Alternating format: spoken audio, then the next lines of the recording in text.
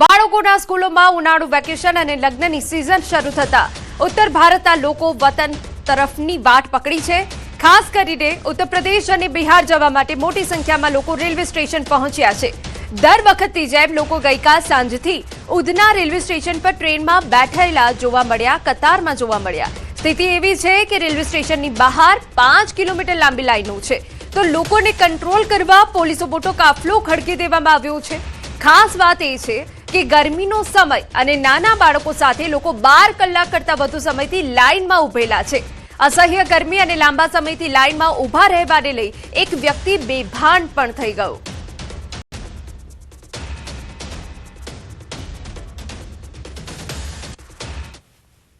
ઉનાળાના વેકેશનની શરૂઆત થતાની સાથે જ ફરી એક વખત સુરતમાં રહેતા પરપ્રાંતિયો વતન જવા માટે 24 કલાક પહેલાં રેલવે સ્ટેશન પર પહોંચી ગયા છે।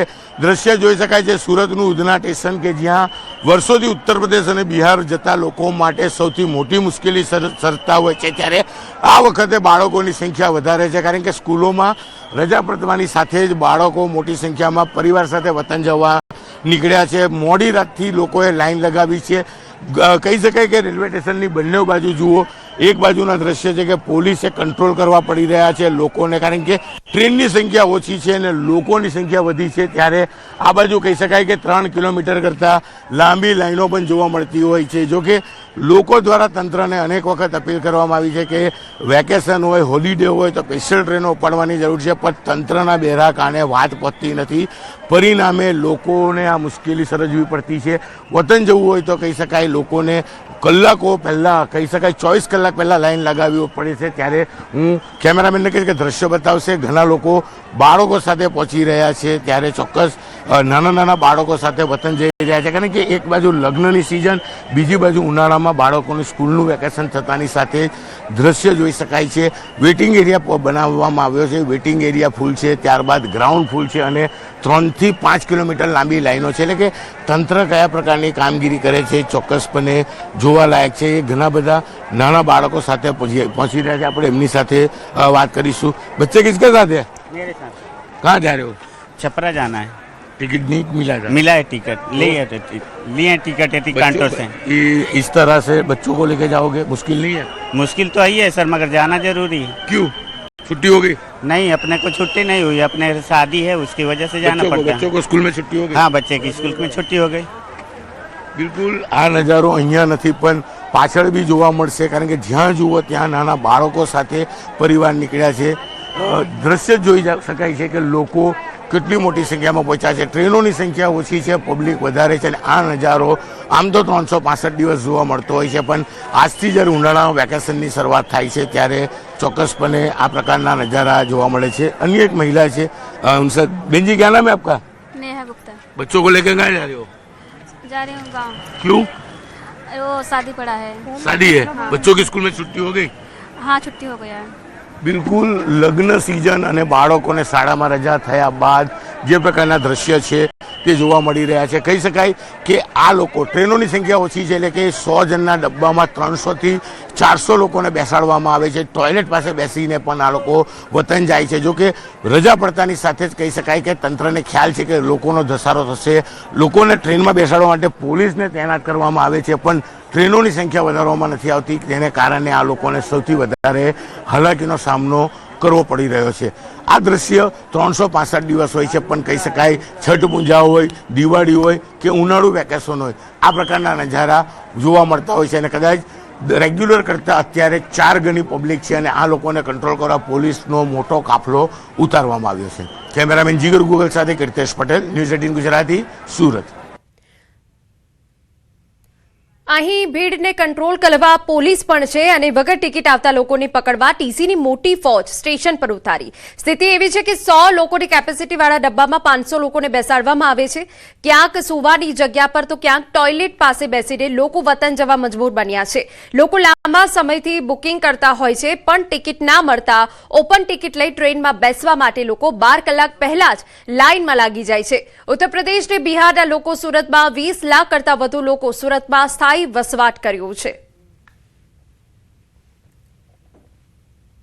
ઉનાળાના વેકેશન અને લગ્ન સિઝન હોવાને લઈને સુરતમાં રહેતા પરપ્રાંતિયો વતન તરફ નીકળી રહ્યા છે.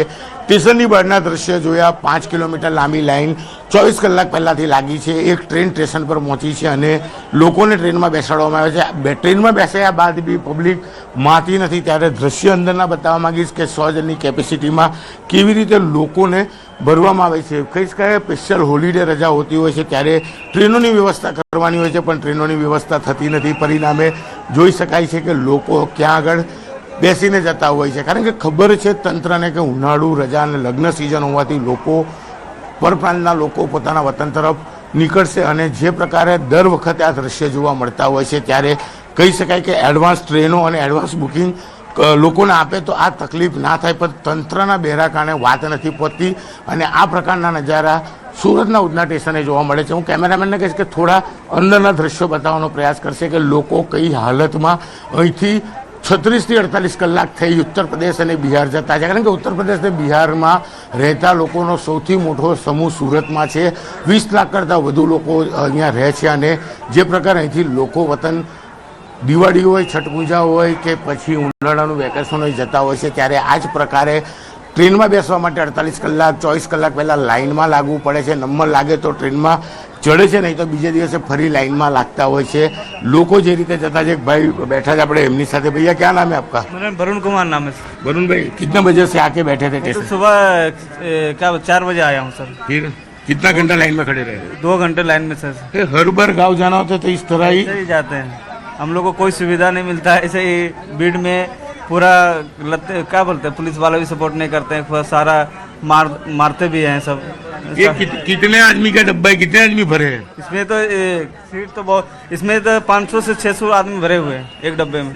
બિલકુલ હું ઉપરનો નજારો બતાવવા માંગીશ કે જ્યાં આગળ સુવાની જગ્યા છે ત્યાં આગળ પણ લોકોને બેસાડવામાં આવે છે અને વગર ટિકિટ આવતા હોય તે લોકોને પકડવા માટે અહીંયા ટીમો તૈનાત કરવામાં આવી છે. કદાચ આ જ તંત્ર જો કામગીરી કરે તો આવા લોકોને ટ્રેનમાં બેસી પોતાના વતન જવું પડે. 24 કલાક પહેલાં લાઈનો ના લાગે, કારણ કે લાઈન લાગે ને ભાગદોડનામાં તેના માટે પોલીસ તૈનાત કરવામાં આવી છે. લોકોને ટ્રેન સુધી બેસાડવામાં આવે છે. ટ્રેનોની સંખ્યા ઓછી છે, પણ જો વગર ટિકિટ આવે એમને પકડવા ટીમ છે. પોલીસ આવીને પરમિશનની વાત કરે છે. ભાઈ કામગીરી કરી હોય તો આ દિવસ જોવાના ના આવે. આવા નજારા ન્યૂઝ 18 ગુજરાતીએ અનેક વખત દેખાડ્યા છે, પણ તંત્ર સુધરવાનું નામ નથી લેતી. કેમેરામેન જીગર ગુગલ સાથે કીર્તેશ પટેલ, ન્યૂઝ 18 ગુજરાતી, સુરત.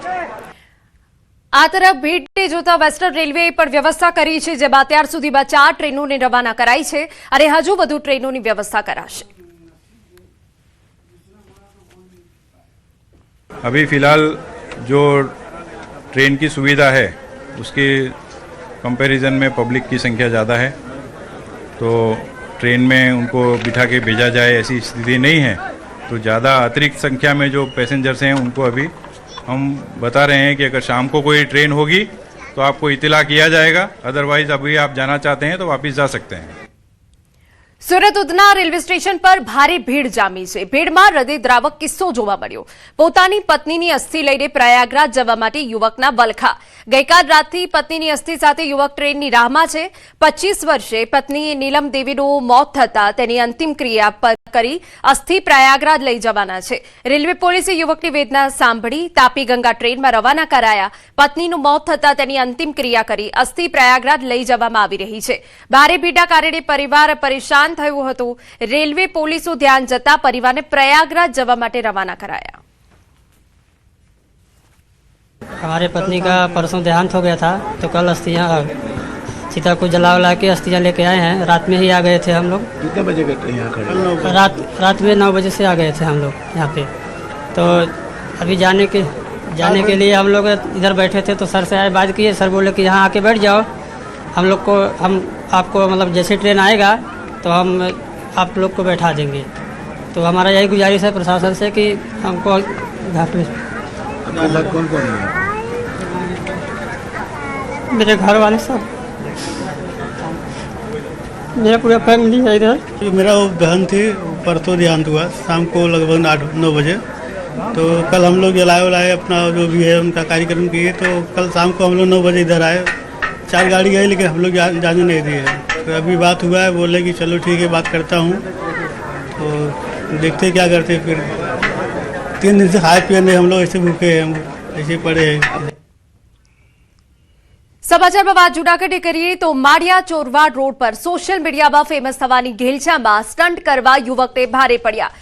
કોકસવાડાના હિતેશ જોરા નામના યુવાને ચાલતી કારની ડ્રાઇવિંગ સીટ પર સૂતા હોવાનો વિડીયો બનાવી સોશિયલ મીડિયા પર વાયરલ કર્યો. વિડીયોના આધારે ચોરવાડ પોલીસે તાત્કાલિક કાર્યવાહી કરી યુવકની અટકાયત કરી તેની સામે કાર્યવાહી કરી તેને કાયદાનું ભાન કરાવ્યું. પૂછપરછમાં યુવકે સોશિયલ મીડિયા પર ફોલોવર્સ વધારવા માટે આ વિડીયો બનાવ્યાની કબૂલાત કરી માફી માંગી.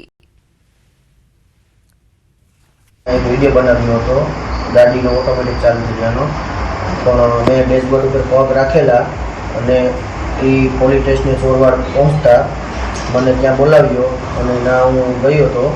પછી મેં મારી ભૂલ સ્વીકારી લીધી અને મેં ફોલોવર્સ વધારવા માટે કરેલો હતો વિડીયો, પણ હવે આવી ભૂલ મારાથી નહીં થાય અને તમે પણ ના કરતા એ બદલ હું માફી માગું છું. પહેલાં એક વિડીયો બનાવ્યો હતો ગાડીનો ઓટોમેટિક ચાલુ થઈ ગયાનો, પણ મેં ડેશબોર્ડ ઉપર પગ રાખેલા અને એ પોલીસ સ્ટેશને ચોરવાડ પહોંચતા મને ત્યાં બોલાવ્યો અને ના હું ગયો હતો.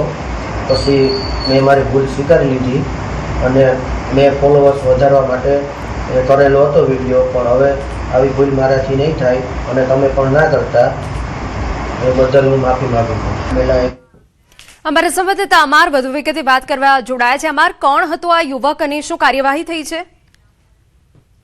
ચોક્કસ કે ખાસ કરીને 4 મહિના પહેલા વિડીયો બનાવવામાં આવ્યો હતો અને બાદમાં સોશિયલ મીડિયા પર વાયરલ થતા પોલીસના ધ્યાને આવ્યું ને પોલીસ દ્વારા યુવક છે તેની શોધખોળ કરવામાં આવી હતી. કુકસવાડાના હિતેશ જોરા ની શોધખોળ કરીને તેને શોધી કાઢવામાં આવ્યો હતો અને બાદમાં તેને કાયદાનું ભાન કરાવ્યું હતું. ખાસ કરીને હિના સોશિયલ મીડિયામાં ફેમસ થવા માટે યુવાનો ભાન ભૂલી રહ્યા છે, પોતાનો જીવ તો જોખમમાં નાખી રહ્યા છે પરંતુ અન્ય લોકોનો જીવ પણ જોખમમાં નાખી રહ્યા છે. અને તેવો જ એક વિડીયો છે કે સુતા યુવકે વિડીયો બનાવ્યો અને તે પણ નેશનલ હાઈવે પર, એટલે કોઈ પણ અકસ્માત ગમે ત્યારે થઈ શકે. 4 મહિના બાદ પોલીસના ધ્યાનમાં વિડીયો આવતા પોલીસે કાર્યવાહી કરી છે અને કાયદાનું ભાન આ યુવકને કરાવ્યું છે. બિલકુલ, આભાર.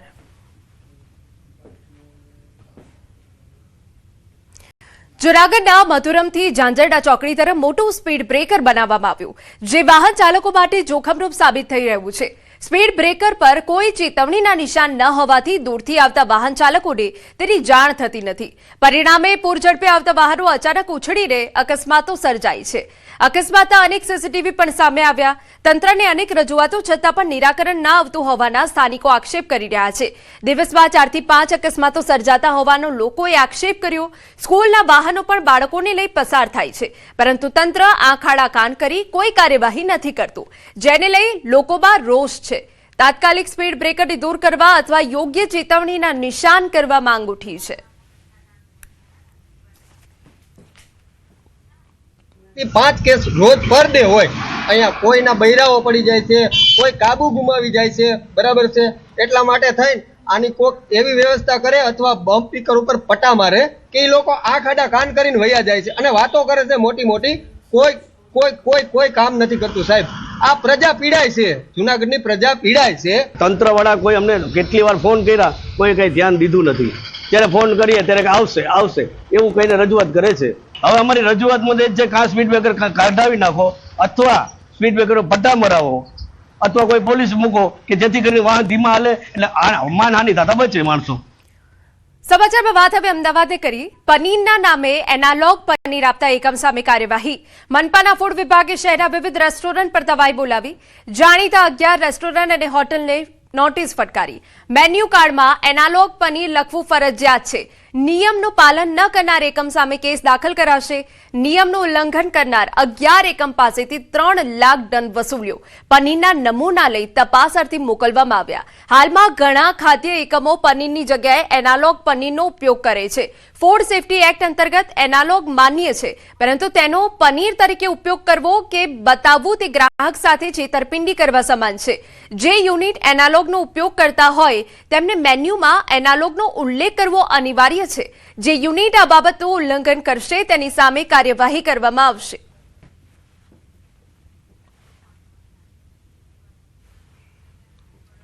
અન્ય મહત્વના સમાચાર.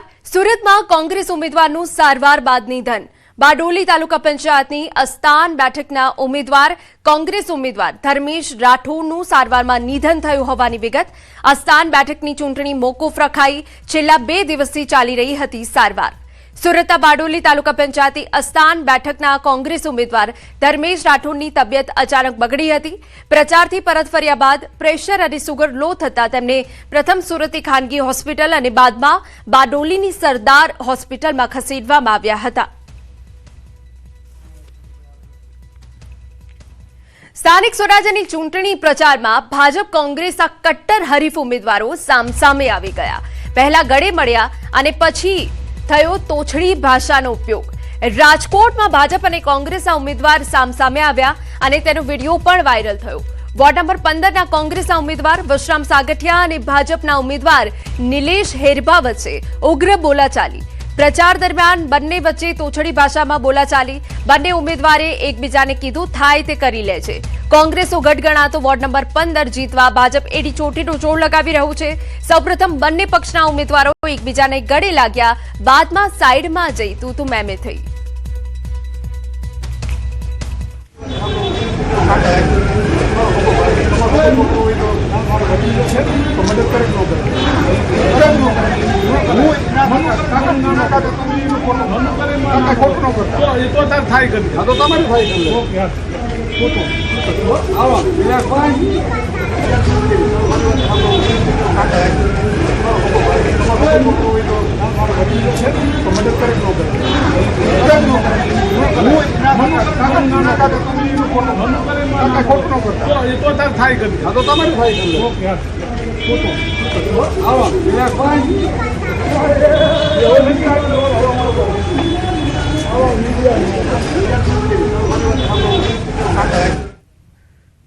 સમાચારમાં વાત રાજકોટની કરીએ તો વોર્ડ નંબર 10 ઉમેદવાર આરજે આભાના રાજીનામાની અફવાને લઈ તેમણે સ્પષ્ટતા કરતા કહ્યું કે આ વાત તદ્દન ખોટી છે.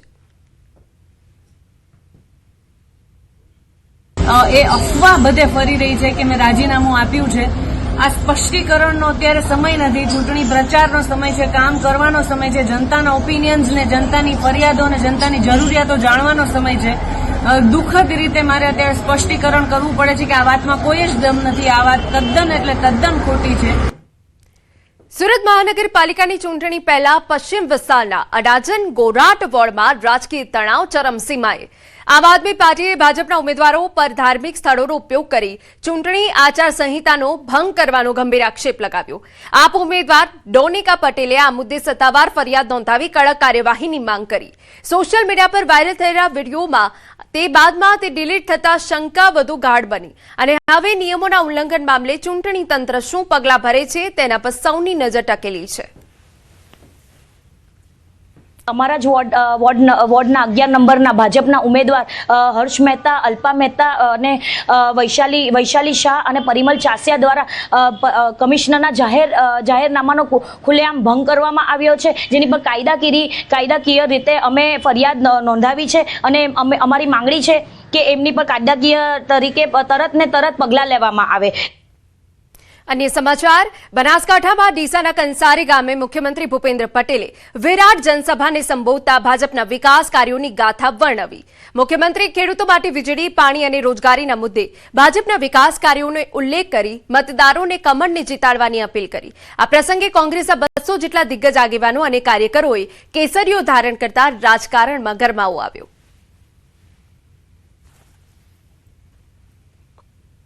રાજ્યના નાયબ મુખ્યમંત્રી હર્ષ સંઘવીએ તાપી જિલ્લાની મુલાકાત લીધી. છેવાડાના ઉચ્છલ તાલુકામાં માણિકપુર ગામે તેમજ વ્યારાના જેસિંગપુરા ગામે ભાજપની વિજય સંકલ્પ સભામાં ઉપસ્થિત રહ્યા. હર્ષ સંઘવીની ઉપસ્થિતિમાં કોંગ્રેસના અનેક કાર્યકર્તાઓ ભાજપમાં જોડાયા. હર્ષ સંઘવીએ ભાષણ દરમિયાન દેશની વિપક્ષી પાર્ટીઓને આડે હાથ લીધી. નારી શક્તિ બિલ સંસદમાં પાસ ન થતા હર્ષ સંઘવીએ કોંગ્રેસ સહિત અન્ય વિપક્ષી પાર્ટીઓને જવાબદાર ગણાવ્યા. નરેન્દ્રભાઈ મોદીજી દ્વારા મારા દેશની મહિલાઓ માટે, દીકરીઓ માટે સંસદમાં 33% અનામત માટે જે નવો કાયદો લાવવાનો પ્રયાસ કર્યો હતો, મારી બહેનો, મારી માતાઓ, આ કોંગ્રેસીઓને બધી જ પાર્ટીએ ભેગી થઈને મહિલાઓને જે ન્યાય અપાવવા માટે મોદી સાહેબે જે પ્રયાસ કર્યો હતો ને, એ પ્રયાસને કઈ રીતે રોકી શકાય તે માટે આ બધા જ ખોટા લોકો એક થઈને તમને સૌને મળતો હક રોકવાનું કામ આ કોંગ્રેસી, આપ, એસપી અને બધી જ પાર્ટીઓએ ભેગા મળીને કર્યું છે. અરવલ્લીમાં સ્થાનિક સ્વરાજ્યની ચૂંટણીમાં ચૂંટણી પ્રચાર રસપ્રદ બન્યો. મતદારોને રીઝવવા ઉમેદવાર ચડ્યા ઘોડે. મોડાસા નગરપાલિકામાં વોર્ડ નંબર 4ના ઉમેદવારનો નવો અંદાજ. કોંગ્રેસ પક્ષના ઉમેદવાર ઘોડે ચડી બન્યા વરરાજા. ઢોલ નગારા અને શરણાઈ સાથે અનોખો પ્રચાર કર્યો. ઉમેદવાર દીપેનભાઈ પટેલ ઘોડે ચડી પ્રચાર કરતા કુતૂહલ સર્જાયું. ખલીકપુર વિસ્તારમાં પ્રચાર દરમિયાન આ દ્રશ્યો જોવા મળ્યા.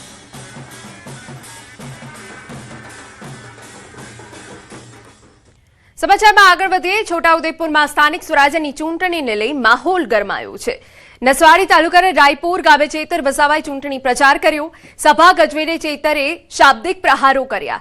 પ્રશાસનને ચેતવણી આપતા કહ્યું કે જમીન હક માટે આદિવાસીઓ લડવા તૈયાર છે.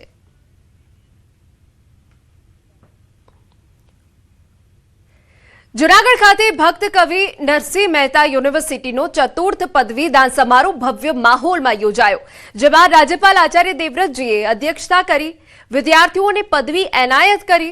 સમારોહ દરમિયાન તેમણે ધર્મનો સાચો અર્થ સમજાવતા માનવતા અને સારા વર્તનની પ્રેરણા આપી. આ પ્રસંગે કુલ 27,476 વિદ્યાર્થીઓને ડિગ્રી આપવામાં આવી, જેમાંથી 36 વિદ્યાર્થીઓને ગોલ્ડ મેડલ અને 109 વિદ્યાર્થીઓને પીએચડીની પદવી એનાયત થઈ.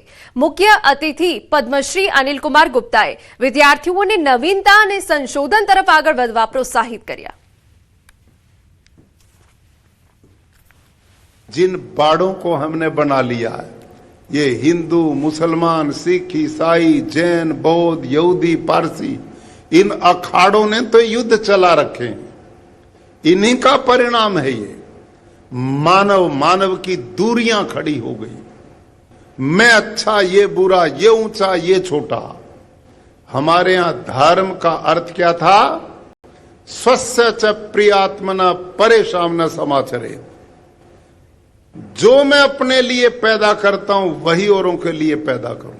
આજના દિવસે 109 જેટલા શોધાર્થી મિત્રોને પણ મારી સાથે ડિગ્રી એનાયત થઈ છે. સાથે સાથે ઘણા બધા વિદ્યાર્થી મિત્રો જેમને આજે ગોલ્ડ મેડલ આપી અને પોખવામાં આવ્યા છે, સન્માનિત કરવામાં આવ્યા છે. આજે રાજ્યપાલશ્રીએ જણાવ્યું કે ડિગ્રી એ માત્ર કાગળ પર જ નહીં પરંતુ તમારા જીવનમાં ઉતરે. જે કામ પશુ નથી કરી શકતા એ કામ કરવા માટે જ મનુષ્ય અવતાર મળ્યો છે. તો માનવી પોતાના કર્મથી, વિદ્યાર્થીઓ પોતાના કર્મથી આગળ વધે. સમાચારમાં આગળ વધી. મહીસાગર જિલ્લા ભાજપે પક્ષ વિરોધ કામ કરતા અને ઉમેદવારી કરનાર ઉમેદવારને સસ્પેન્ડ કર્યા. જિલ્લા ભાજપ પ્રમુખ દશરથસિંહ બારિયાએ 14 જેટલા કાર્યકરોને સસ્પેન્ડ કર્યા. લુણાવાડા બક્ષીપંથ મોરચાના મહામંત્રી અને શક્તિ કેન્દ્રના સંયોજકને સસ્પેન્ડ કરવામાં આવ્યા. ખાનપુર કિસાન મોરચાના પ્રમુખ, ખાનપુર મંડળ મંત્રી સહિત સક્રિય સભ્યને સસ્પેન્ડ કરવામાં આવ્યા. વીરપુર બુથ પ્રમુખને પણ સસ્પેન્ડ કરવામાં આવ્યા. ટિકિટની માંગ કરતા ટિકિટ ન આપતા અન્ય પક્ષમાં ઉમેદવારી કરનારને પ્રદેશ ભાજપની સૂચનાથી સસ્પેન્ડ કરવામાં આવ્યા.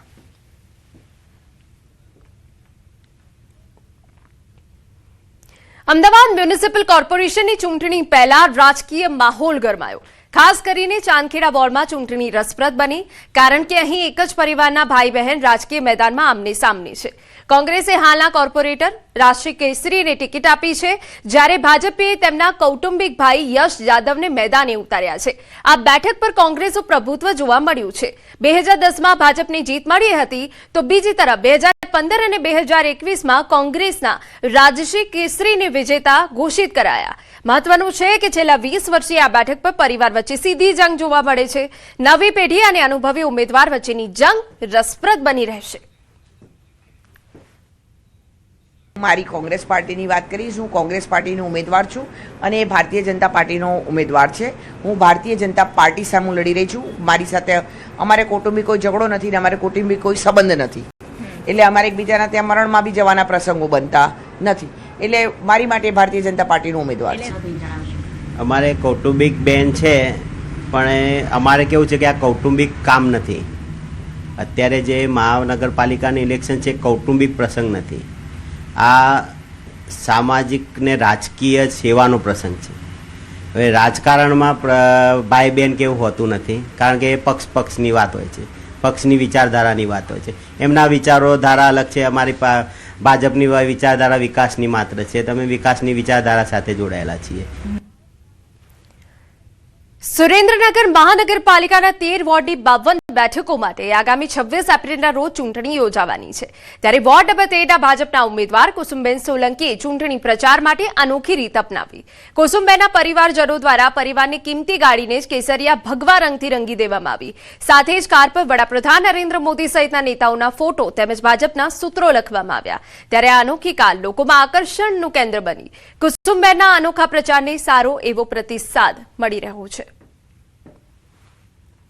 કેસરી ભગવો રંગથી રંગી છે ગાડી અમારી પ્રચાર કરવા માટે. શું શું કર્યું ગાડી ઉપર? ગાડી ઉપર અલગ અલગ સૂત્રો લખ્યા છે. પ્રધાનમંત્રી નરેન્દ્રભાઈ મોદી તથા ધારાસભ્ય શ્રી જગદીશભાઈ મકવાણા અલગ અલગ અમારા 4 ઉમેદવારોના ફોટાઓ પણ એની પર રંગ્યા છે. માજી સદસ્યથી અને અત્યારે મારા પુત્રવધુને ટિકિટ મળી છે મહાનગરપાલિકાની, અને અમે આ 30 વર્ષથી ભાજપ આડે જોડાયેલા છીએ. અને અત્યારે અમને કાંક આ નવું કરવાનું સૂઝ્યું છે, એટલે અમે આ નવું કર્યું છે કે લોકોમાં આકર્ષાય અને મોદી સાહેબની રાહે ચાલે અને સૌનો વિકાસ, સૌનો સાથ, સૌનો વિકાસ એ સૂત્રથી અમે ચાલ્યું. તો ભાજપ ઉમેદવારે એક અલગ જ ચૂંટણી રીત અપનાવી છે, જેમાં પરિવારની જે ગાડી છે તેને કેસરિયા રંગથી રંગી દેવામાં આવી છે. કાર પર ભાજપના સૂત્રો લખવામાં આવ્યા છે, ફોટો છાપવામાં આવ્યા છે અને હાલ જે આ કેસરિયા રંગની કાર છે તે લોકોમાં આકર્ષણનું કેન્દ્ર બની છે. કુસુમબેન સોલંકી જેઓ ભાજપના ઉમેદવાર છે, જેમણે આ અનોખી રીત અપનાવી છે.